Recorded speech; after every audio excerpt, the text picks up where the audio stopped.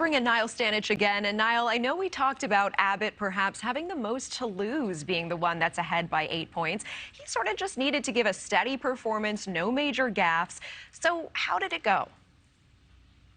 I think that Beto O'Rourke had the better debate, but I'm not sure that he landed the kind of knockout blow or that Governor Greg Abbott made the kind of gaffe that would change this race.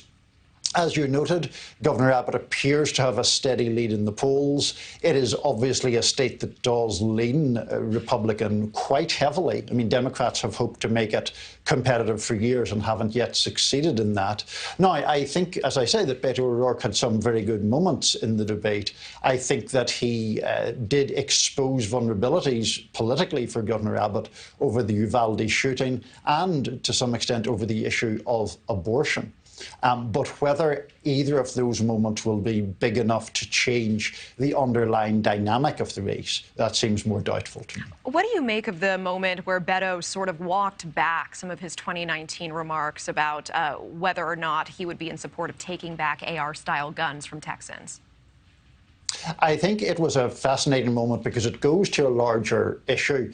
I was writing about this race in the recent days, and some experts in Texas of all political hues think that Beto O'Rourke's presidential bid did damage to his Texas ambitions, because competing for the Democratic primary in 2020, he clearly took a few steps to the left on some topics. And gun control and the quote that you mentioned, that he was going to take away your AR-15, your AK-47, that was a damaging quote for him in Texas, which is, broadly speaking, a pro-gun rights state. So he's clearly trying to modulate that approach. He still believes in gun reform, to be clear, but he's trying to put more of an emphasis on what could be achievable given the political complexion of Texas. What did you take away from last night in terms of any potential presidential ambitions on the part of Abbott?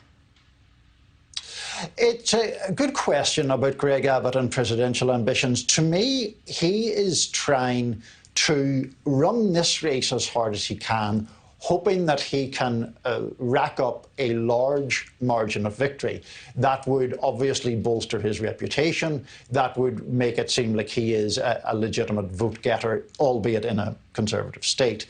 I am not persuaded that Governor Abbott is really a front or a top-tier candidate for the 2024 Republican nomination. Even if former President Trump doesn't run, it seems to me Governor DeSantis of Florida is, in many Republicans' view, the clear second choice. But, I mean, Greg Abbott could still be in the mix for sure. Thank you for watching. Go to newsnationnow.com to find News Nation on your television provider. And don't forget to click the red subscribe button below to get more of News Nation's fact-driven, unbiased coverage.